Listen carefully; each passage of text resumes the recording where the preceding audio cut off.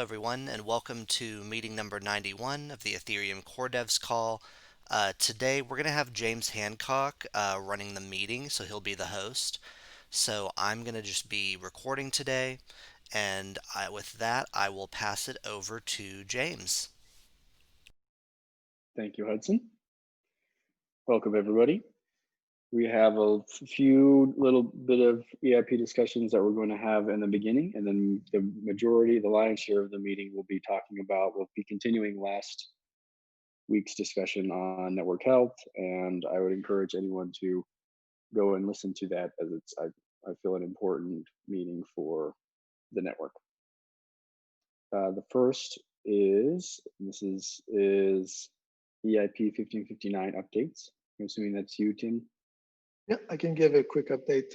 There was another implementers call, so people can go watch that if they want the full details. But in short, we're working on getting up a testnet between Geth and Besu nodes running 1559. There's been some good progress on that. Right now, I think we have the Besu part set up, and we're starting to add the Geth nodes, and we should be able to have it be more public in the coming days or a week or so. In parallel to that, we've been starting to reach out to people to help do a formal design of the mechanism and basically do kind of a analysis of does 1559 actually reach its intended goals. I know that's something that a lot of people in the community wanted to see, given that it's a pretty significant change. So yeah, I think those are the two major updates, and we'll have other implementers calls in the next couple of weeks as this moves along. Great. And most of the discussion for people following along is happening in the ETH R&D Discord in the 1559 channel. So if you'd like to get involved, that's the place to go for that. Next item on the agenda is account abstraction updates. Is Will here? No, Will couldn't make it, unfortunately. I'll be filling in for him. Okay. So yeah, hi everyone. Ansgar here also from the Quill team. Welcome. So yeah, but basically earlier this week we did publish what we call the account abstraction playground. We just briefly wanted to announce that.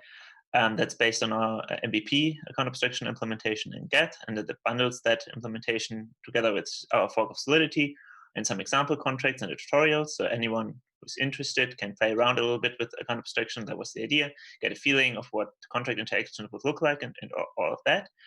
I'll add a link to that in the agenda on GitHub for this call. And just briefly, while I'm on here, I just wanted to clarify, because I think there were some concerns around that. Obviously, account abstraction has been around for quite a while, and there have been valid concerns in the past around performance and network stability. We do think that the simplified proposal from earlier this year by Vitalik on account abstraction might address these questions, but we are still in the process of performance testing and collecting metrics. This playground is not supposed to answer these questions. It's just a byproduct of our work there. Once we have the results, we'll have a dedicated write-up, and then that might hopefully be the basis of further discussion on that. And of course, we are well aware of even if we are convinced at the end of feasibility, and if we were to convince most of you here, it might still not be worth the effort to bring it on mainnet. I think someone raised that in the GitHub as well. That's a very valid point. We just think it's worth looking into it once more. Quilt is coming from a ETH2 execution research context, and in the past that was usually phase 2, but now it looks like there might be an intermediary phase 1 situation where we would have EVM running on one or multiple ETH2 shards. And so we're just interested to see, is it feasible to bring some of these features that were discussed in the ETH2 context, like account abstraction? Is it feasible? Would it be feasible to bring them to the ETH1 EVM? That's all. We are mindful of the current state of the network. We don't want to be disruptive. We just want to help explore these questions. And if you have any feedback or criticism or something, you can also find us on the ETH R&D Discord. We have a account abstraction channel there as well. Yeah, that's all from my side, I think. Great. And where can people find did you say it was a GitHub that had links to some of these things? So yeah, I think that's worth mentioning again. So I'll put a link in the so there's a link in the Discord, but I also put a link on the call notes on GitHub for this call. Perfect. Thank you. Thanks.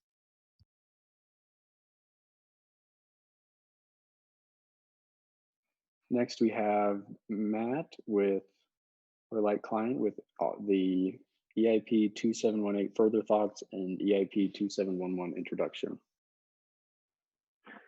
Thanks, James.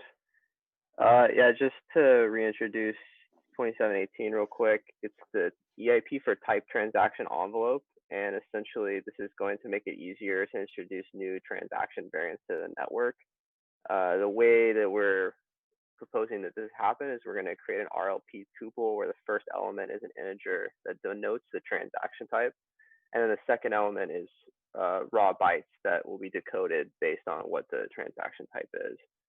We talked about it a little bit last week. I don't know if in the 2-week period between then, if anyone has had any more thoughts or feedback regarding that EIP.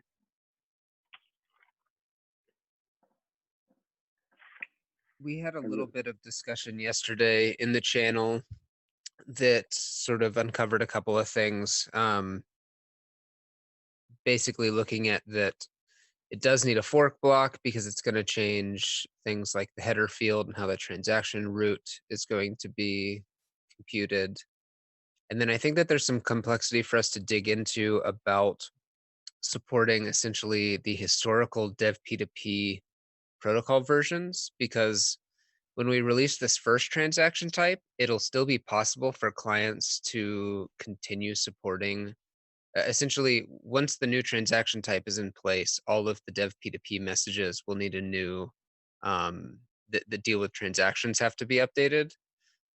And that'll be fine because it means that clients can still support old versions by essentially reversing you can convert a type 0, one of the legacy transaction types. You can sort of blindly convert it back and forth between the two formats, which means that initially we'll be able to still support the old dev P2P like ETH protocol versions because new transactions can be downgraded to the old format. But as soon as we introduce a new transaction type beyond the initial one that's supporting the legacy format, it'll officially deprecate all of the old ETH protocol versions because it won't be possible to broadcast transactions or blocks in the old versions. And that's something that I just realized this morning and that we need to think about. I don't see it as a blocker at all, but it's just something that wasn't initially clear to me. Okay. Yeah, so I guess like my question, I'm not as familiar with dev P2P, but my understanding was that it thought of blocks and transactions as kind of like opaque data structures that's defined by the protocol. And so if at a fork block we decide to leave using the legacy transaction and move to this new one, would this not allow old dev P2P protocols to continue operating by just serializing whatever the protocol is specifying as the transaction? It would mean the only way to do it would be for legacy clients to actually change what those old protocol versions mean. And so you would have to essentially make like a backwards incompatible change to an existing protocol version. And I think that would cause a lot of chaos on the network. Okay. I don't think this is necessarily a blocking issue, but I do know that there are, a lot of ETH63 clients out there still on the network. I'm not sure about clients that are using versions before ETH63, but basically once we introduce another new transaction type that isn't compatible, everybody that's on an ETH protocol version before it might be 66 or 67, I'm not sure, would no longer be able to receive new blocks or transaction pool information. I don't really understand that why it would be so popular, because I also think, if the protocol defines the response to this message should be a list of transactions, and we then modify the potential for how a transaction might be serialized. I don't see why we need to change the encompassing protocol. Well, so I guess my intuition there was that the dev P2P specs for like E63 have a definition of what a transaction looks like. They actually define things like the fields and stuff that go into like the transactions message. And so we would be making one version says, okay, transaction encoding looks different. So this is propagated backwards through all of the dev P2P messages and historical dev P2P versions. The other version says those versions already exist, and so we can't change the transaction format. We need a new ETH protocol version that has this new transaction format. I'm not saying one of these is right and the other is wrong. I was leaning towards the latter because it felt like the respecting backwards incompatibility, but I'm very open to discussing either of those approaches. So is it correct to say that the dev P2P protocols are tied to a specific transaction type? Because that's kind of what it sounds like. Because if they are, then that makes sense that we would potentially be needing to do a breaking change to past versions. But if they aren't tied to a transaction type, that would like lead me to believe that upgrading a transaction type would just be propagated to old ones without problem. I think that's the question that we need to answer, and we don't have to do it here on this call. I think just the fact that like getting this in front of people is really what I wanted to do. So I think that we can continue figuring out what we want to do in discussions on forums or Okay. ETH R&D forum. Mm-hmm. Yep. Thanks for bringing that up, Piper. Any other? Sorry. Go ahead. Yeah, sorry. I was just going to say, is there any other comments or feedback on 2718?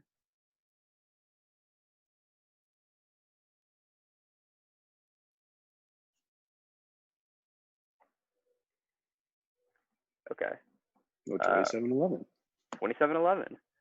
So this is going to be 2711 is a new general transaction type that's going to add a lot of functionality that people have kind of posted EIPs on, requested in the past. And this is going to be built on the framework that 2718 is providing. And so there's three main features that we're looking to add into this transaction type.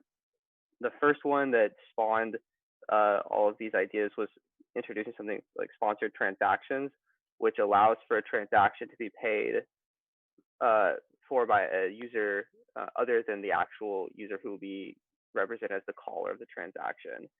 And this is going to allow something that's really not possible in the protocol right now. It's going to give us a lot better meta transactions more at the protocol layer rather than needing to do some sort of EC recover during smart contract execution.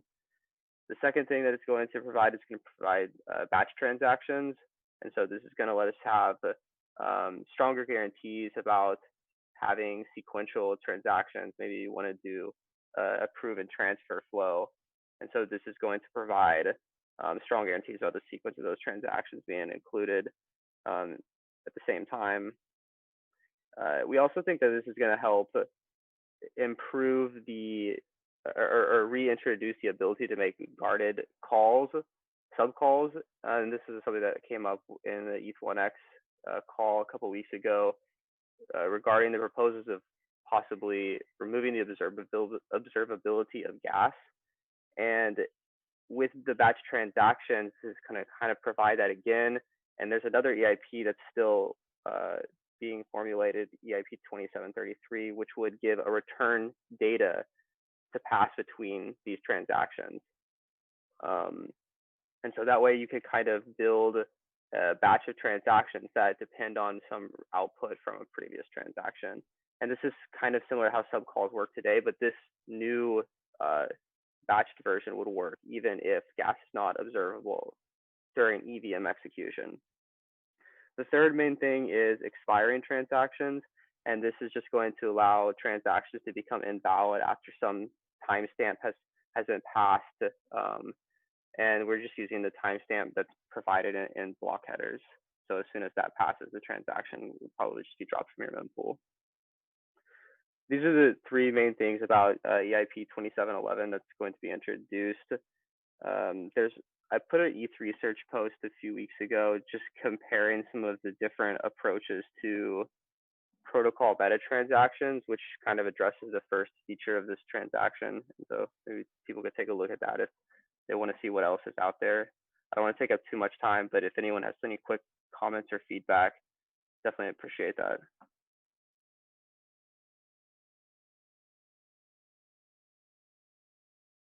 There might be interest in doing a block number instead of timestamp version of expire at, but we can talk about it in the side channel.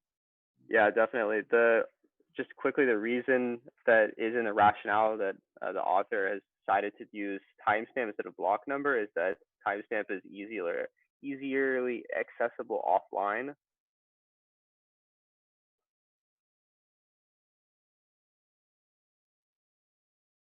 Cool. Yeah, well, we can talk about it. Yeah, sure. Off channel. Any other comments or things to bring up? Thank you for introducing these and leading these, Matt. Yeah, thanks for letting me introduce this stuff, James. Yeah, it's been great having you and work around on the EIP stuff as well. So thank you very much for that. Thank you.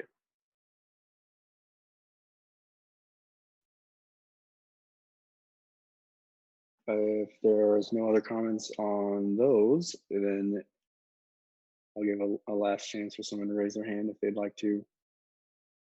The next on the agenda is the network health, and it's a continuation of the conversation from last week on combination of how we move features forward and some of the weight that is on the client teams and perhaps what are things we can do about it. I'd like to start by, I believe Alexi is here. Yep. I giving you a space to kind of, Alexi brought this up on the last Awkward Devs channel, I think. And so I wanted to give you a chance to introduce and to reflect since the last 2 weeks, if anything has come up. And then Piper has written a great post that has had a lot of great discussion on it. And so I'd say to move to him after that. Oh, yeah, thank you. Yeah, I don't actually have a lot to say, to be honest. So I just want to, so we kind of looked back, and I think I agree with Piper that we probably talked a lot about potential solutions without spending enough time on actually dissecting the problem. So I probably just going to pass the microphone to him to kind of to contribute what he wasn't unfortunately on last call, but he wanted to join this one. So I would just let him to speak what he wants to say. All righty. Without further ado, so let's see. Yeah, sorry for not being on last week's call, but I did listen to it in its entirety, and I really appreciate all the discussion that happened. I spent some time trying to kind of like think through this because one of the guys who's been doing technical writing for us, Griffin, posted this wonderful thing from Harry Potter and the Methods of Rationality, quoting about groups getting too quick to focusing on solutions before digging into the real problem. And when I listened to last week's call, that's sort of what it felt like to me. I think the discussion was great. I just felt like it got some of the directions that it went. It didn't like lead towards what I felt were like actionable things that we could fix. So like there was talk about, Geth having like a head start on everybody and sort of like, can we support, minority clients better and help them catch up? And that, at a high level seems like, okay, well, maybe we could do that and we could get, other clients on the network. But when I really look at that, we've had a lot of minority tiny clients in the periphery for a long time, and they're not poorly supported. So some of them might be, but it's not like they're like that far off from what the Geth team is doing on their own. And I don't know, as a like I think that the Besu Pegasus team is maybe 2 or 3 or 4 times bigger than the Geth team, maybe. So like, I'm not sure that support is the problem for minority client teams. So I felt like this has a lot of tie-in with some of the stateless Ethereum stuff that's going on, and I kind of wrote a ETH Research Forum post and a kind of blog post targeted more at the general public. I put a link in the chat for that. Thank you. It sort of tries to trace a line, and it is a fuzzy line. I'm not saying that these are the only problems or that this is the only place that you could get to.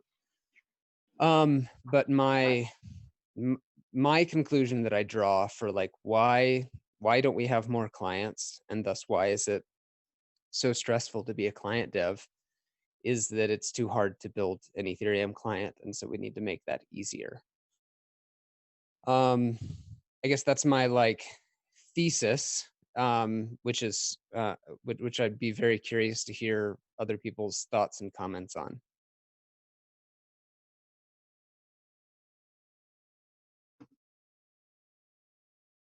Yeah, that sounds reasonable to me. Yeah, I guess that's kind of just like a generic blanket statement. Maybe we can get even a little more specific, and I don't know if we want to actually get into like what it is specifically that we need to fix, but my I think that's exactly what we want to do. We want to eventually get to the things that we might be able to fix, because I do believe that we have all the people here that could do things, because it's not like so it's not like what I don't want us to walk away with is to essentially admit our impotence and say, oh, that we can't do anything. That would be the worst outcome ever. Yeah. All right, so I think I can take a stab at this, and then we can see if there's a direction that's worth like digging into more deeply in the discussion. I think that we already are doing one big thing that's going to help. Stateless Ethereum gets us, it should put us closer to it's not so much that it makes the state more manageable, but it makes it easier to ignore the state. And I think that that is at least a starting point, while we still don't have a solid solution for placing economic bounds on state growth or anything like that. So we can kind of tackle some of the state, like we're already approaching the state problem from one direction. One of the other big problems that I see is the networking protocol itself being a monolith. In order to implement a client, you have to implement a lot of stuff because the network protocol bundles everything together. Where realistically, let's say that you're a miner who already has all of the state, the only things that you actually need out of the networking protocol are gossip. But right now, you can't be an active participant of the network if you only respond to the gossip messages that are sent over the network, because you'll get kicked by other clients who are asking you for data. So you won't necessarily be able to maintain healthy network connections. And some of that is that the networking protocol requires clients to have access to all of the historical state and all of the historical blocks and chain data and everything like that. So not actually all historical state though. Sorry, not all the historical state, all of the current states, all of the historical chain and block data. And that alone is a pretty big requirement to put on clients. And so it'd be really nice if we could loosen that, either by loosening it or even lifting it entirely by separating the protocol out. Alexei presented a sort of loose diagram of the network divided up into 3 pieces. And I think that there's sort of a natural dividing line to divide the network into 3 pieces. One being gossip, which is essentially just transaction information for the current transaction pool and new block information propagating around. The other is essentially the historical chain data, so all of the old blocks and receipts and everything like that. And then the third is state sync. So a network that's specially designed for efficiently syncing the state for clients that need to pull the whole state.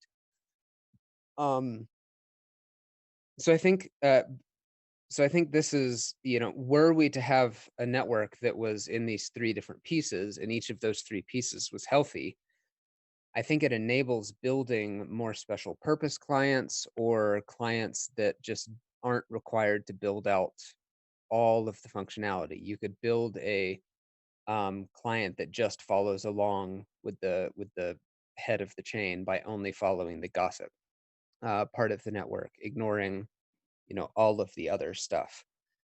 It's not, there's a bunch of problems that come up if we just naively divide the network into three pieces, and that's something that is probably more suitable for a discussion in a forum post or something like that. But yeah, so stateless Ethereum attempting to kind of tackle the problem of clients having to manage the state,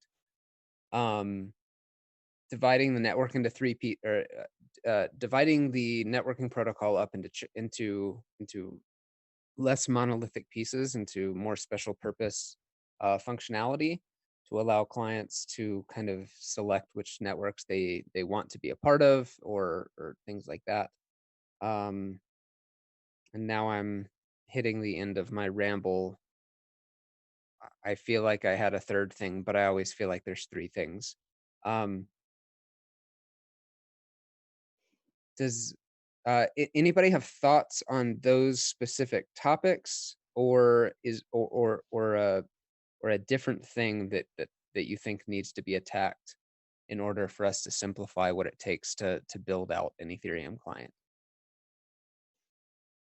I would like to kind of go on to something that you mentioned, that saying that let's say that you gave an example of what is it called, Bizu, yeah, Bizu basically having more resources at the moment. It looks like it's got more people than Go Ethereum, and yet I would like to hear what is the perceived reason why Bizu is not just simply growing in terms of the usage. Sure. Is it? Yeah. Yeah. So I think there's like a bit of a misconception there. So when we first built the client, Besu, I think, I don't know, had called it roughly 20 people, mostly focused on building ETH1 archive node, and that was the first version of Besu. And over time, a lot of Pegasus's focus has been on stuff that's not mainnet. So, for example, we do a lot of like EEA private network stuff, and a significant portion of our engineers are focused on that. And now we also have an E2 client called Teku, which took from the same pool of engineers that we originally had working on Besu. So I'd say right now on mainnet, there's probably, I don't know, 4 to 6 people who are working on this full time, and that includes stateless Ethereum. And then we also have requests for sometimes stuff that's more private network related. So I guess the short answer is just like, we have probably a bigger team, but having a mainnet client is like one of the things we're focused on out of, I'd say, 3 or 4. And so that obviously splits the resources that way. Okay, so I would like to ask the same kind of question to other people on the call. Like, say that Tomas, maybe can you tell us about Nethermind? How much resources you've got, like, are comparable to Go Ethereum team? Then I will tell you about our team. So I just want to have a sense of whether this the Piper's essentially kind of thesis about the main problem is the complexity of the protocol. I would like to question this, because my personal intuition is that the protocol can actually be structured in such a way that you could code.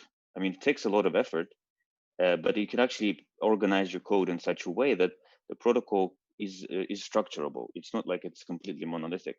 And if you have enough people, and if you have enough dedication to actually do that, you will be able to come up with the kind of the code which is very sort of team friendly, rather than like it requires a superhero to support it. So, but I would like to kind of to hear from other people what is their resource situation. Yeah, I mean, if I think about resources, obviously it always feels like this would help. I mean, we have 2 senior engineers working on, like, including me, working on Ethereum 1 and private networks and a few other things. So this is also Ethereum 2 and some of the commercial projects that we have. But we have also 2 junior engineers working. So one person now joined as tester, or more like developer in test. So it's integrations testing, JSON RPC improvements. And one person is working mostly on the projects that are not related directly to ETH1. So this is a team on the development side. Okay, cool. What about Open Ethereum? Can Artem tell us about your team? Can you tell us about your team? Right. So we have 3 people right now. We are growing, but hiring Rust engineers is always a problem. Not so many in the market. But we have a team of 3 people currently. So we are currently working mostly on bug fixes on 3.0 release because there were some nasty bugs in there, but hopefully they will be fixed soon. And we are looking at how to simplify things in the code base. So yeah, I have my own thoughts. But as for the resource situation, just 3 people, and we are looking to expand. Thank you. So I'm going to give you our situation, and anybody who else who I forgot, maybe somebody on the call who are also running the ETH1 team. So in TurboGeth, we are very close to release. I mean, we're just getting a few remaining things done, and hopefully we'll be kind of announcing that it's usable. But essentially, what we have currently is, let me just say, I need to remember how many people we got. 1, 2, 3. I think we got about 6 people. Pretty much full time, and I think this started to pay off recently, because I think in the beginning there's a lot of like learning going on, but I think it started to pay off to have a bigger team. As you probably all know, it takes time, and I think it does actually matter. The size of the team doesn't matter in the beginning, but it starts to matter more and more if you kind of manage to get them to stick around. So, and I think I will have a 7th person who just started as a junior developer, but I think it will start making making a difference. Anybody else I forgot to? Oh, Piper, can you tell us about your situation? Yeah, it's fluctuated some. Right now, we've got 3 people full time on ETH1. That's not counting me because I'm not doing as much direct contribution anymore. Historically, we've had between 3 and 5 working on it, and we've been at it for almost 3 years working on throwing ourselves up against trying to build a Ethereum client in Python, which has had its own just difficulties. But some of it, like, I don't think that we could have gotten further with more resources. Okay. And sorry, Martin, can you actually just tell us, because I think we just started to look at can you remind us what is the Geth team situation at the moment? Sure. We are currently, I think, 5 people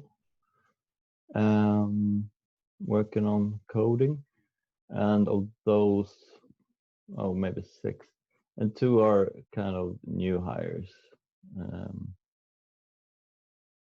something like that. Okay, so it takes, I mean, yeah, with the new hires, it always takes time to kind of bring them into the Sorry, I counted 10, including really? 1 PM. Yeah. Yeah, but don't count Adam and Liggy because they don't work on the Go code base. Okay. Right. Okay, cool. Thank you. Anybody else I forgot to call out? Anybody else because I'm going to go step to the next question, so that I would like everybody to answer, if it's okay. I think you're good. Okay, so if everybody had if I haven't forgotten anybody, so the next question I would like to answer, it goes to my kind of questioning of this assumption that the Ethereum protocol is inherently monolithic and therefore very hard to implement, which is partially true, but I think it's also true because we haven't had the time and dedication to properly structure it and to decouple things from each other. So it's happened that the first major implementations had these things kind of monolithic, because this is how it naturally occurs.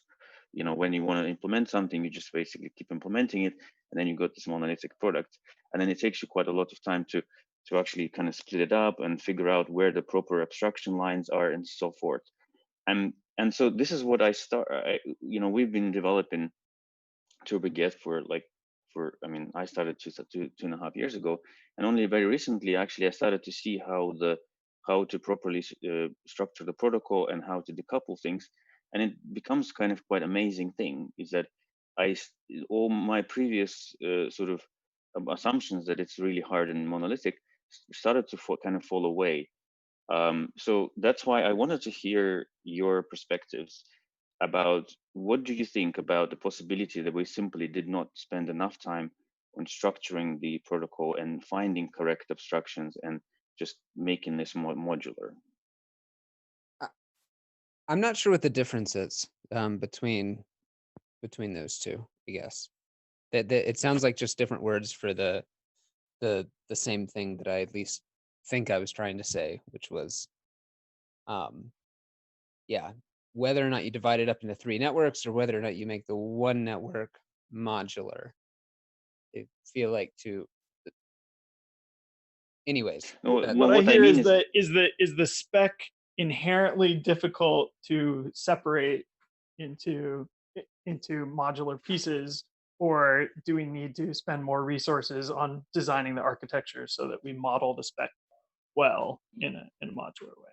Yeah, correct. Basically, the question that kind of behind this is that do we need basically like a superhero developers to support this? By superhero developer, I mean that somebody who knows absolutely the entire thing, like with a very, very detailed knowledge, like everybody who knows at the same time how to do databases, how to do networking, how to do this and this, and understands the Merkle tree and cryptography.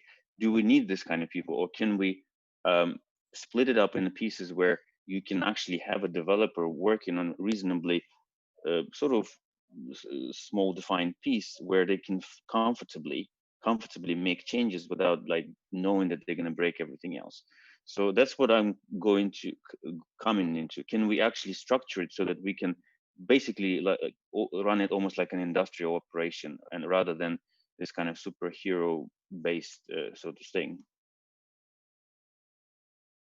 I think one of the problems of trying to organize it without this, what as you call it, super programmer, is that it's inherently very difficult to work on, I don't know, transaction handling if you're not also very aware about denial of service issues and what can cause I mean, what causes disk thrashing?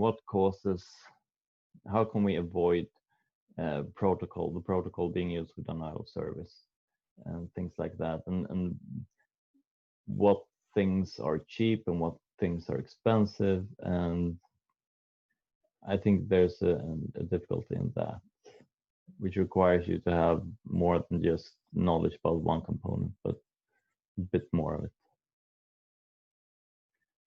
I think we've seen that too at Pegasus. Like, it's not impossible to get call it non-superhero developer, but it does take time to build this intuition of like, this is how the system works in the wild. These are the things you need to be mindful of, and these are all kind of the various parts.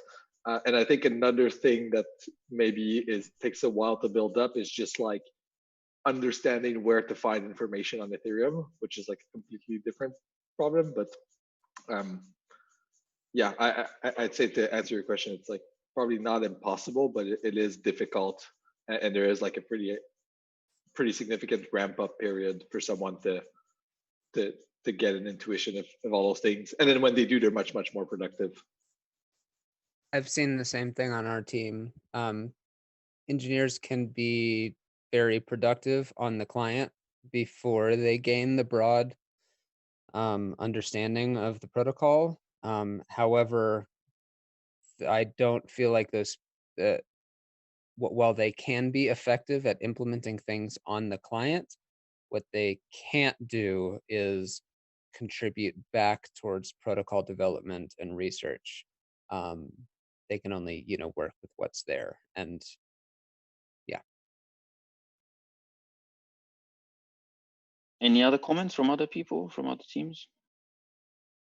Yeah, Alexa, you were mentioning that, like, to what extent were you saying that, you don't need to be a superhuman? Like, were you just talking about the protocol as in, peer-to-peer, or were you imagining the superhuman person has to understand that plus the Merkle plus cryptography, like you said? Well, essentially, I'm trying to reflect these, the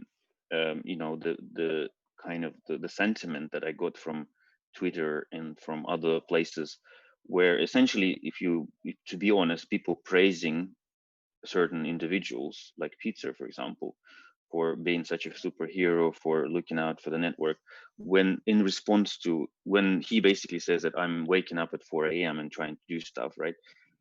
In response, basically, they respond with the praise. Oh, how good you are, right? You're really great, and then we all kind of owe you this stuff. And so I kind of see this as not a very healthy situation. I'm okay, with people praising people, but it's like, do we need to rely on the superheroes? It's nothing against Peter, but I think it's kind of everybody would feel a bit kind of yeah. So, and what I want to dig into that, what makes a person such a sort of superhero who can run this, who can know everything about what you need to do to operate a client team. And secondly, is it possible to sort of avoid that to the certain extent, maybe not completely, but so just answering the previous comments from Piper and others, is that now I want to refine my question, is that how much effort do you think needs to be spent in each team on maintaining and optimizing the client, where you can have the developers are essentially responsible for certain modules, versus the development that is needed to go to change the protocol? Because I think both are needed. And what are the proportions? You cannot assume that every single person on the team has to do some protocol improvements. I think a lot of them actually have to do stuff to improve the actual implementation. I mean, I think that's the problem right now, though, is that all of the clients are operating on the far upper edge of like efficiency and optimizations that we've been able to figure out. And so we, as the client developers, end up having to spend time doing protocol development in order to make our clients work. And so we're at the point where it's not that you can't build a client on the protocol as it exists today. That's obviously not true, but to do so is very difficult and requires a lot of careful optimization. And so I think that's where some of the requirements for, excellency come from, is that in order to build a client that, syncs and works in a reasonable amount of time and is fast enough to keep up with the chain and everything, you have to like attack things from a pretty advanced, complex perspective. Why is this a problem? Sorry, what is the problem?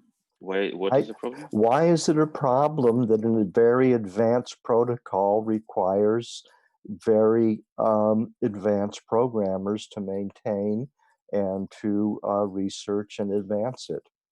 I don't I think mean, that was. I don't think that was the idea of like the problem that Alexei brought up. I think he was saying that whatever the difficulty is, it could be made easier with structure in order to kind of lower that. You know. Oh, There's yes. yeah. The various skills need to be reflected in the structure of the software so that teams can work on it with team members having their own expertise. To write one alone is difficult to write a very high quality one, although you can steal one that exists and copy it in whatever environment and language is necessary. Yeah, this is where exactly, Greg, this is exactly where I'm trying to get into. I'm trying to get to the question, can we do that? Can we add extra structure, add extra guidance to Well, make of sure that course. yeah. Of course we can. That it's engineering. Everybody does it. Cool. Yeah. So let's talk about this. How can we do that? Sorry, just before we go into that, I had another suggestion to make. Like, okay, I understand the rationale for, like, you know, having several clients, but does every client need to re-implement every single piece of the code? I mean, you have, for example, the Python. I mean, it's interpreted. There's not going around this. Maybe Python could be, and even Nethermind or anything, could reuse bits that are from Geth, from Open Ethereum, from whatever, that could be reused. Like, why do we have to re-implement everything every time? One, I guess, for us, the reason was licensing. And it's, I think, something that was considered at first in Pegasus. And, you know, can we build off something else? But just the licensing of the client was an issue. Okay, that's so if you're going commercial, I can see why this is a problem. But for the Python client, some of it is design choice. So some of it is, you know, corners that we painted our own selves into. We did look at one point at using EVMC or something like that, but if we were only focused on building a client, that would have been an option. But we also focus on exposing an EVM library itself. And in order to do that, if we were to use EVMC, we would have lost a lot of functionality and features that were valuable to us. So some of it was just design decisions. I would love to have a database application that just managed the Ethereum state that we could interface with as a black box. That would be wonderful. I'd love to have TurboGeth's flat database just as a piece of software that we could use. So I think that is a great direction for us to focus on. Simplification is reusable client components. But to get there, I think we also have to make clients more modular so that you aren't required to implement all of the things. Yeah, that's actually quite good. Yeah. So also for what it's worth, there's also a dev P2P implementation in Rust, the new dev P2P implementation that is currently being written as a library, so it will be pluggable and hopefully it can be used not only in Open Ethereum as the new one, but also in other clients too. And then Axik, you had a comment?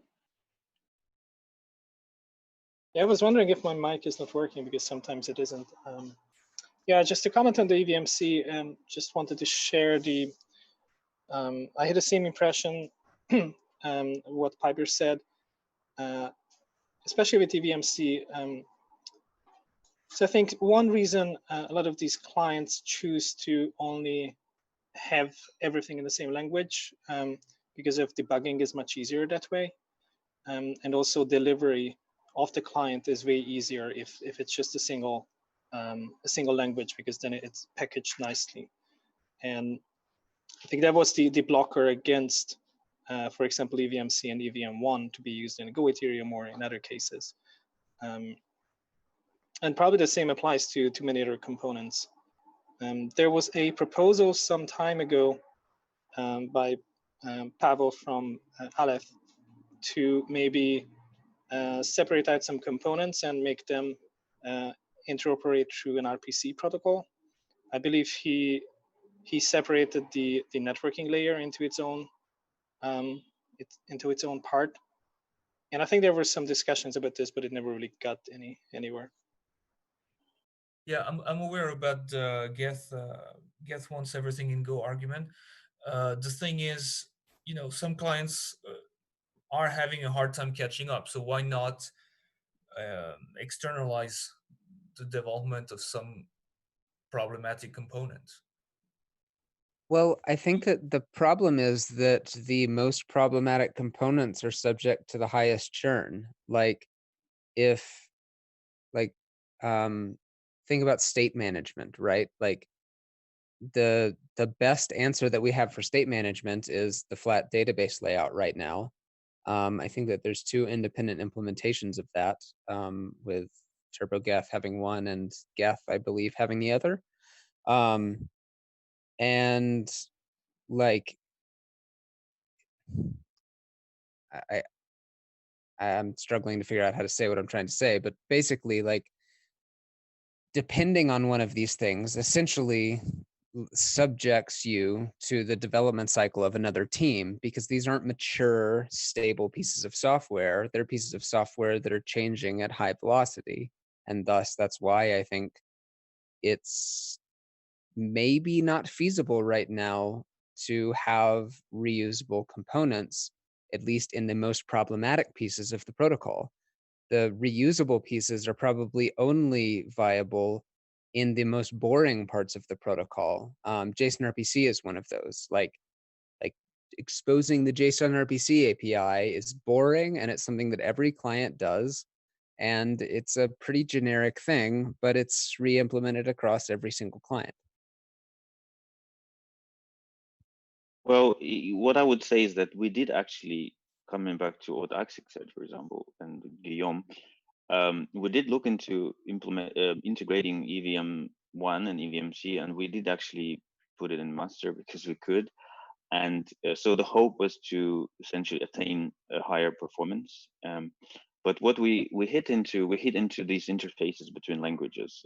So in Go, for example, you get high overhead of interfacing with C, which is not noticeable when you basically do the call once in a while. But if you're operating it, like if you're running the EVMC through like blocks at the speed of, let's say, 100 blocks per second, then the overhead becomes noticeable. And so that therefore at the moment it's not the performance is still lower than the performance of the native kind of Go Ethereum like EVM. But we are not stopping there. We actually started developing the kind of the bigger component which wraps around EVMC and then connects to our database, which is currently LMDB, which is a C interface. So that component is in C++, and it would actually connect the sort of the high speed, because basically what the problem is that when you start making modular software, you have to watch out that these interfacing points are not the ones that are introducing too much friction. So, and we realize that the interfacing with the EVM via EVMC introduces quite a lot of friction unless you have very efficient interlanguage interface. And so we want to reduce that friction because we know like something like the FP2P or RPC doesn't actually introduce that much friction, and you can pretty easily separate them out as the modules. So we're actually getting in this direction, but I would like to sort of get the sense of how everybody wants. So if we decide that this is going to be one of our strategies, I wanted everybody to being aware of it and actually move in there, rather than kind of moving in random directions. To me, this direction doesn't feel actionable. Like, and if I understand correctly, the direction you're talking about is generic reusable components that can be used by multiple clients. Is that correct? Well, it is kind of the high goal. Yes, I don't see. I agree with you that it's not immediately actionable, but it's one of these things I call the Northern Star, like a high goals. Whenever you're making your architectural decisions or your kind of the strategic decisions, you need to have those things in front of you to say, okay, out of these two options, which one would contribute to the kind of the future where we have reusable components, and perhaps that would kind of nudge you into this direction. I completely understand we can't simply sort of say, oh yeah, let's go do everything modular. Yeah, that's probably not actionable right now. Yeah, I would say that there's actually, so there is a disincentive towards going towards the modular approach, in that when you do this monolithic, when you build this monolithic thing, there are a great many opportunities to optimize everything. And we're at this state in the game now where basically we have to optimize everything in order to handle the massive actual state that we have. So it's not enough to have a fast EVM. In order to actually process block quickly, you need to maybe do some cheats, like you maybe need to have a pre-cacher which checks like what accounts are likely to be used, and how do we, can we pre-cache them in the state cache so that once it executes, there's a speed up. And if we try to just disentangle all these components from each other, then a lot of optimizations go out the window. So I think it's very difficult to untangle everything, because then you won't get a fast client. Well, actually, I had the opposite experience. To be honest. Can you let Thomas raise his hand? So I'd like him to go next.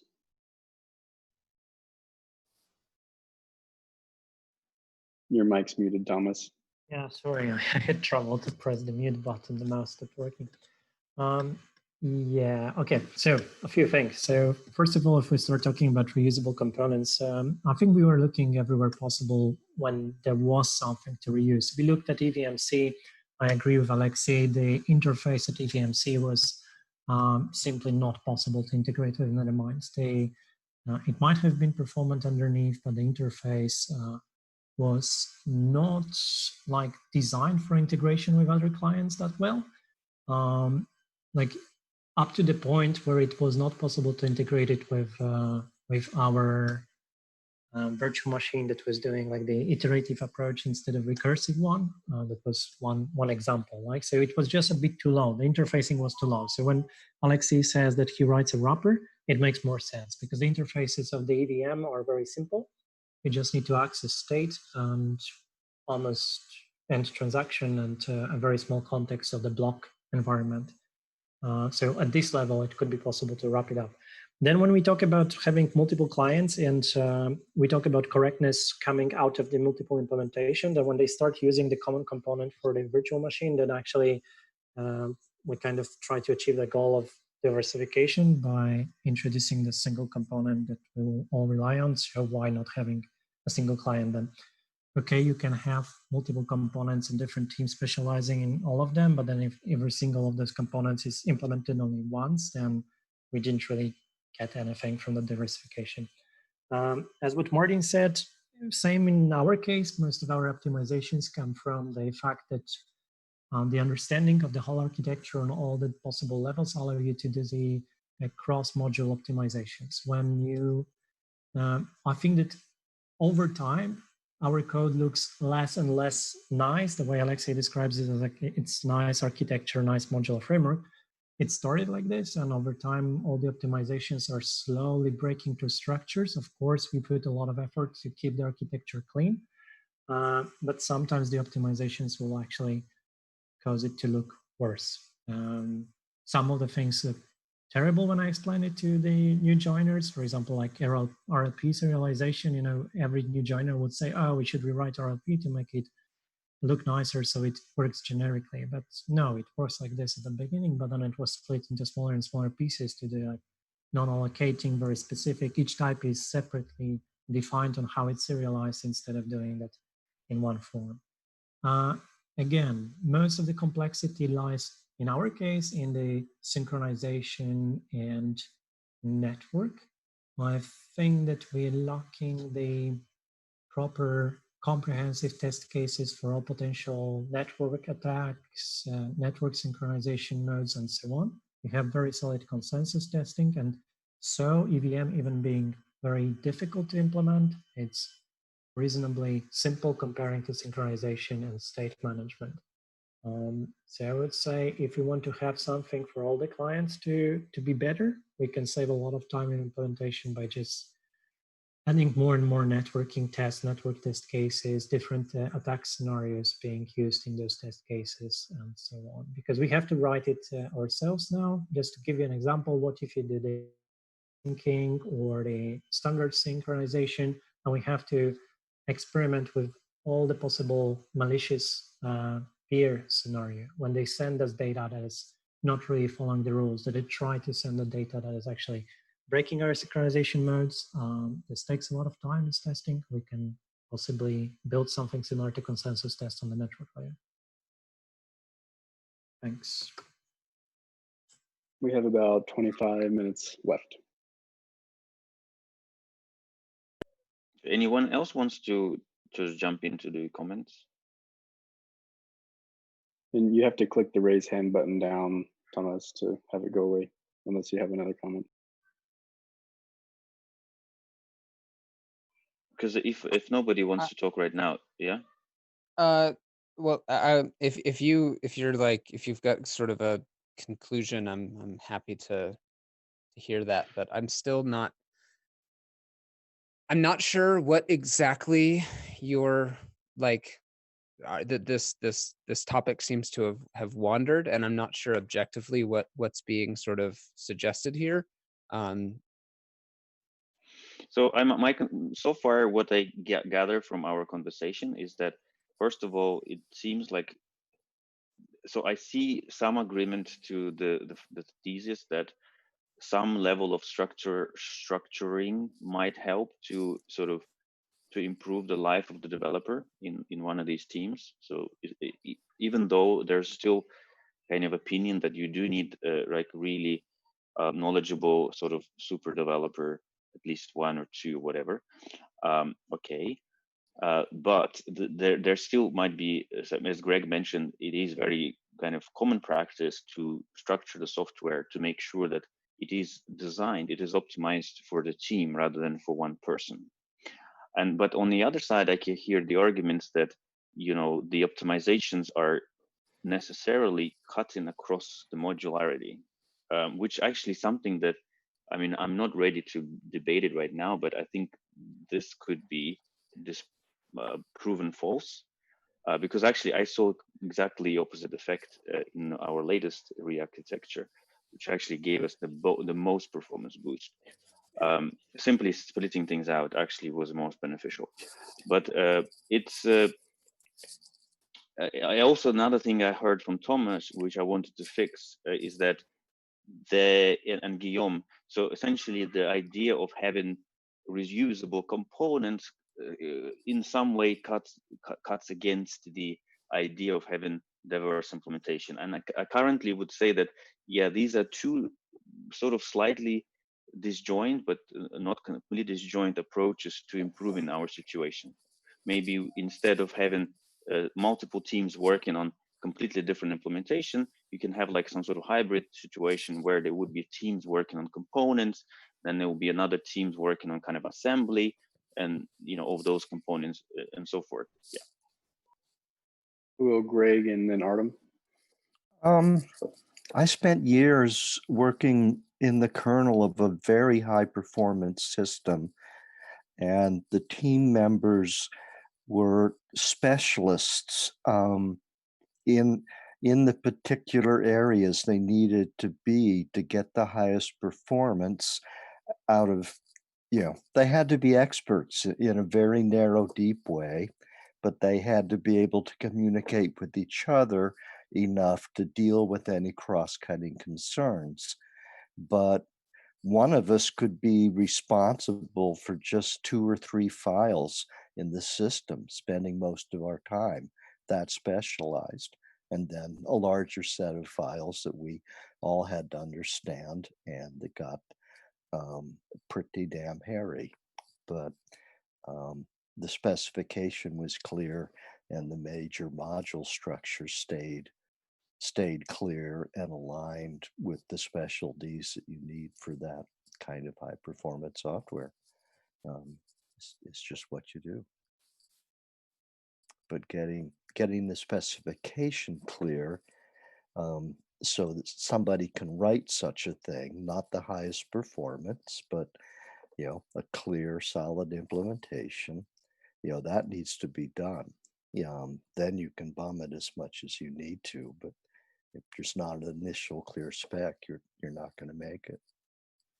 That's all. We'll go Artem, Piper, and Rye.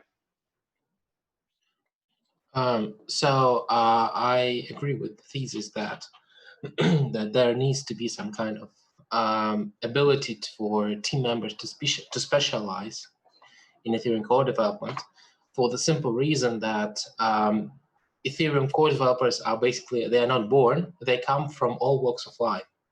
So unless we are ready to train every, I mean, we are having this experience right now because many of us are working on Open Ethereum. We were hired starting in January, basically. So many of us are just learning the ropes still. Core developers, they come from all walks of life. So some come from with networking background, some with just generic backend engineering background, some from security and cryptography background. And it's unreasonable to expect every single newcomer in the core development to completely understand all of the yellow paper right off the bat, because that's unreasonable. People specialize in their usual day jobs that are not related to Ethereum core development, so it makes sense to not pile on them, basically. And another thing that I wanted to just mention is that so this is slightly different, but also to the topic of simplification, is that if I were building a new client today, there are two things that I wouldn't want to face. First of all, this is the elaborate mechanism in syncing, in networking, where I have to match request to responses. This is basically something that ETH66 is designed to solve, as far as I know.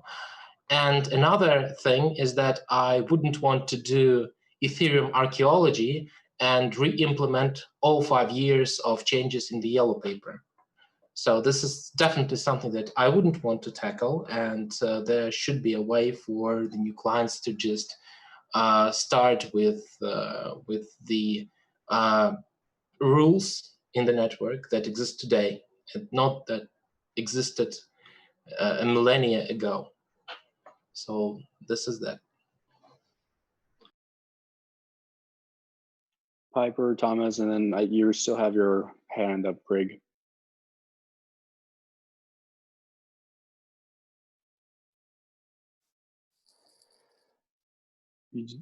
Piper, did you want to go? Yes, as I talk into my muted phone. That sounded a lot like Regenesis. Maybe that was a reference to that, which Alexei proposed recently. And I think that that's something that we should look into very seriously, because being able to ditch the old EVM rules is like, that would be great. I think that would be a major simplification for new client developers, barrier lowering, right, for clients. Because yes, like it's a lot easier for those of us who have gotten to implement them as they come, but to try to go back and figure out what the rules were 3 or 4 or 5 forks ago or something like that is not an utterly trivial task to do. I still am very skeptical about reusable components. I think that they are a great idea, but I don't think it's something that we can that we can, like, it doesn't feel like one of those things that you can actually push. Like, it's something that will happen at some point. And I think it's good to encourage people to focus and work on that. But if we say that's our solution, then I think that the result is that we are all going to end up having to just sit around and wait for one of those to show up. And that's kind of already the case right now. So I don't like I agree that we could gain some ground there, but it doesn't feel like anything that we can actively make happen. Um, And and that's Go ahead. different than the specialization or the modularization of the code base, so it's easier for the developers. Um, they're similar. I mean, that one is just on an individual client implementation like level of how do you structure your code and can you achieve, good modular code. We have people have been able to work on the Trinity code base for a long time who don't fully understand all of the protocol stuff because of, architecture and modularity there.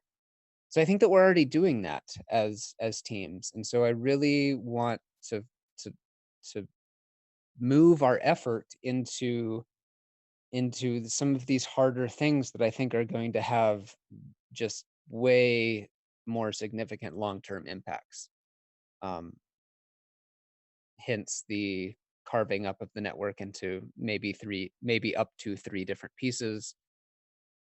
We've already got great momentum going with stateless Ethereum and working towards having a network with witnesses. And so I'd like to see, like, the area here that I see that we have agency to make real improvements are focusing, getting more people looking at some of these other areas that aren't stateless Ethereum, because we already have a good number of people working there on things like how can we improve sync and state network, which I am lately more of the opinion of like piling onto what Geth's already been doing with Snap, and us really looking at what we can do either with the existing protocol or if there are things that we can even do to iterate on it and make it better, so that we can get sync completely out of the ETH protocol and into its own specialized sync protocol. And I'm working right now to get a meeting scheduled to work on the other corner of that problem, which is historical chain data, and figuring out how we can build a network that does a good job hosting all of that historical chain data so that we can take the responsibility off of full nodes. I'm talking about solutions now, but this is where, like, this is a problem that I have been thinking about for a while, and and I think that this is the area that we have the agency to actually make a change. Artem, Martin, Tim, and then Rye. Sorry, need to lower my hand. Oh, all right. So then Martin, Tim, Rye, and Thomas. All right. Yeah, first I want to add to what Artem said, and I think those are really good points. So the 66 will make things easier. We haven't actively pursued it yet because it's really nice, but we're still going to have to support the old protocols for a while. So we don't see it as something that will make our lives easier in the short term. But for anyone, for other clients to do so, I think that would be great. Also about not having to make all the historic rules, I think that totally makes sense. And I think it's totally legit to release a client which will not be able to do a full sync from zero, but instead has some hard-coded hash that it syncs only to some block after, I don't know, 7 million.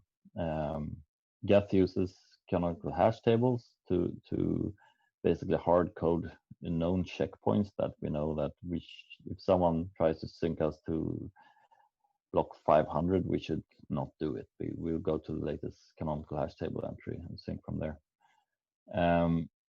Then that team would have to solve how do we actually get the state. They could bundle it. It will be a very large binary, but they could also have some old their own custom gossip network, which spreads the sync from which they start or something. And I think that would be totally cool thing to do for a new client. Regarding what Piper said about separating out state management into some other protocol or network, as currently constructed, the Snap protocol works. It's not on top of ETH. It's in its own namespace. It does not. So in the latest design, it does not even rely on get node data from the ETH protocol, but instead replicates it inside the Snap protocol, I think.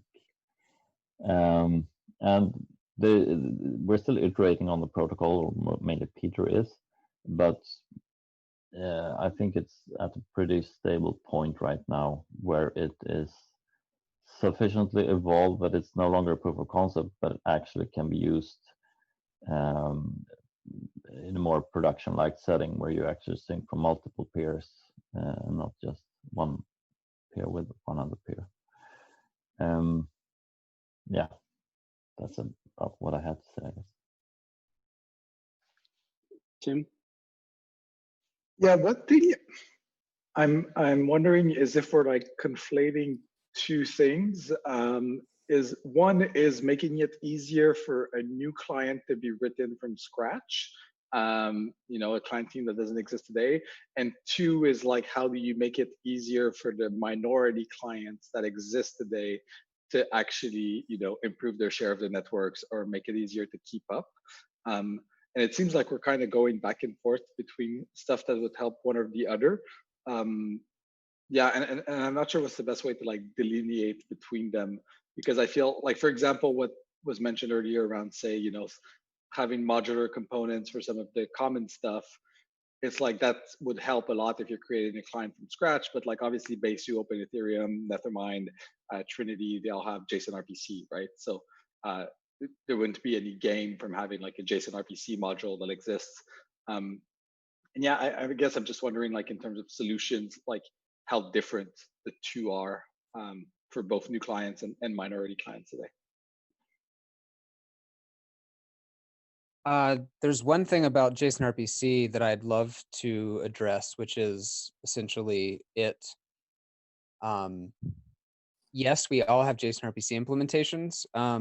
We intentionally have not implemented any of the logging APIs in Trinity because it's my opinion that those should actually go away, and that those should be like secondary tooling that's built on top of clients.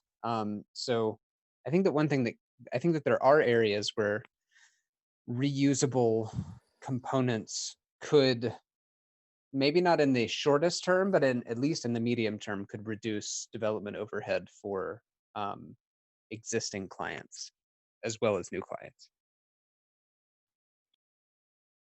Thomas and then Alexi. I think it's quite reasonable to assume that there'll be no new clients for Ethereum 1 in the foreseeable future. I'm not sure actually if you can change the architecture so much to enable the new clients to be quickly built. This would be interesting, but I think this requires big research effort. Maybe in that direction that Alexei is looking at. As for the existing clients to improve the things, like we feel that we spend a lot of time on the tooling things that users are used to. So it means that we still can work with the users that do not require everything, but we cannot work with all the users, and this will always reflect on the like a share in the pie on how many users are running Nethermind comparing to Geth. We'll work with some users or clients, and they'll be really satisfied with what they get because they may actually not be using some 1 or 5% of the functionality. For easier delivery of the clients that provide everything that is available in Ethereum now, I think, and I keep repeating that, tests available for all the clients are the most useful tools. And we cannot really overinvest in testing of various components. So one thing that I'm looking at recently is this like JSON RPC confirmation of all the clients behaving the same. It's something that we and our users had a bit of a problem for a long time, because there's no place which will tell us how exactly JSON RPC should behave in corner cases, how it should behave when the errors happen, the timeouts, and so on. All of these things are causing the minor differences that the users later report, and they take quite funnily big amount of time to just fix something very small to be compliant with what Geth and Parity did in the past. And I think with proper testing and tools, we can really save a lot of time here for not only the new clients that will appear, but also to the teams like Trinity, Bazoo, and the Mind, and even like Party and Geth to actually arrive at the exactly same behavior in some cases. And these cases are, just to give you examples, like what happens if you invoke ETH call, like the call contract, without specifying gas limit, without specifying gas price, without specifying a sender. Because the spec of JSON RPC, it does describe the API, but it doesn't describe the exact behavior here. And the users do have problems with this. And they then come to us, and we spend some time to make it the same as Geth. And it's not necessarily following any spec or not following spec, because the spec is there and we do follow it. But there are some things that are not described, and they cannot be really valid or not valid. They just implemented in some way in the majority client, and you have to do that the same way because that's how the users are used to have it. So more testing, more tools for testing, network, JSON RPC, consensus, all of these components, and then it's 2 times faster to deliver those on the market. Alexi, Artem, and then Tim, did you have your hand up again? No, just forgot the word. Okay. So then Alexi, Okay, so and Artem. yeah, so basically what I want to say, almost forgot it. Okay, yeah, so to the question about would be nice to forget about all the archaeology of the EVM behavior. Yeah, that's actually one of the side effects that I didn't realize that would come out of something like Regenesis. But even before that, as something that Martin mentioned, that is that if you could simply download the sort of the snapshots from somewhere and then download all the blocks from that snapshot, which is actually one of the things that we're planning to do with TurboGeth. I actually decided we're not going to try to implement any of the snapshot sync protocols in the near future. And for the reason that instead we want to try to do something much more simple. We will produce the snapshots of the state in whatever format we kind of figure out, and we're basically going to be distributing them on the, let's say, a BitTorrent. That will be snapshot every, let's say, 1 million blocks, and we're also going to be distributing the slices of the block, the blocks and blocks and headers and whatever receipts.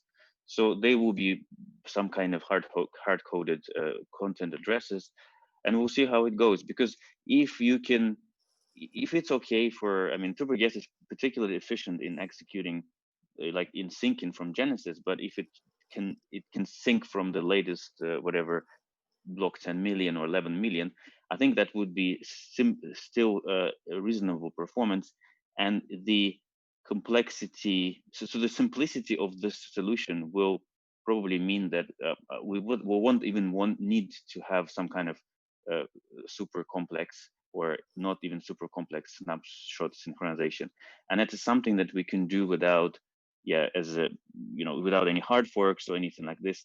So if you think that this could be done across the multiple implementations, we could figure that out as well. That's what I was going to say. Artem and then Rai, and we're on. We have 2 minutes left. So I wanted to talk about JSON RPC. So it was mentioned that basically each client has its own implementation. But for me personally, coming from microservices background partially, I was quite surprised. I don't know if this applies to all clients, but that at least some clients do not automatically generate JSON RPC server from a schema. This is something that also could definitely be looked into by everyone and could definitely reduce code complexity in their clients. Okay, and Ryan? I just wanted to like put something out there after the discussion about how there seems to be a difference between, you know, the level of skill required to implement the protocol versus to suggest improvements to it. I'm a year into working on Ethereum, and I definitely feel like I don't have enough of the holistic picture to actually think of, you know, improvements to the protocol, whereas I feel much more confident in implementing it as it is and working on our client.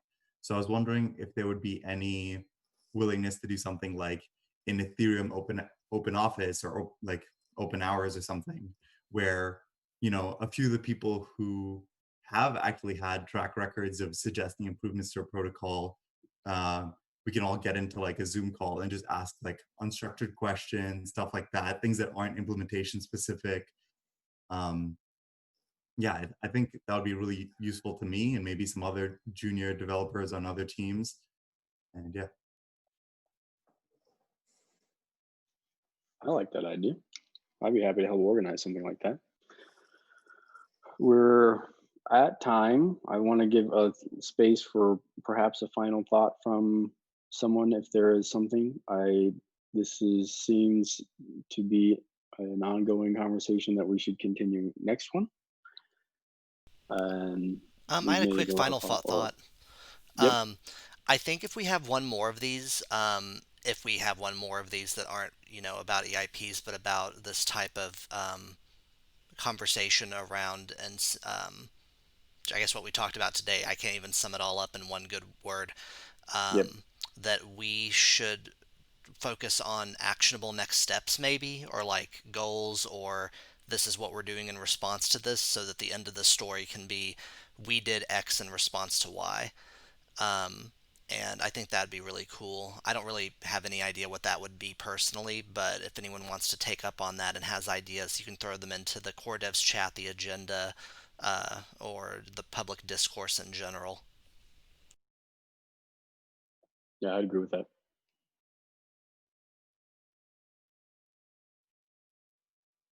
Okay, so that was pretty good. So I would just want to summarize it for 1 minute from what I've learned, and I think what we collectively learned together, or sort of something that we need to look into more in more details.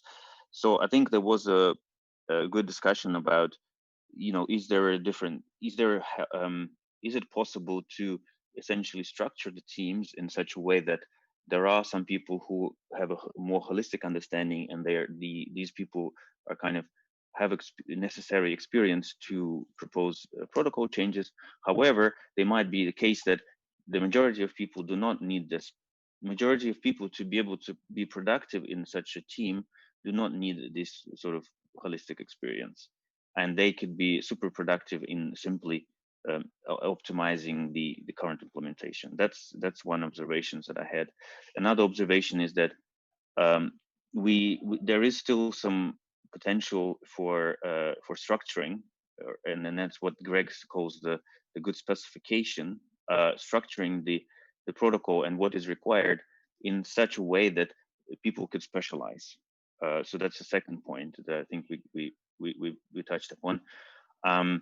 And we talked about the kind of the reusable components, which I think is sort of slightly orthogonal or even maybe disjoint to the client diversity. So I think these are the three things that I took from today. Something that would be good for next time is strategies on adoption of client diversity. So I don't think we talked about that today, but it came up on the last one. So next steps for that. I think that is time. So thank you all for coming today. Thank you. Thanks, James. Yep. Bye, everyone. Thank you. We'll continue this in the Thanks, everyone. Bye. Thank you. Thanks again, James. Yeah, of course.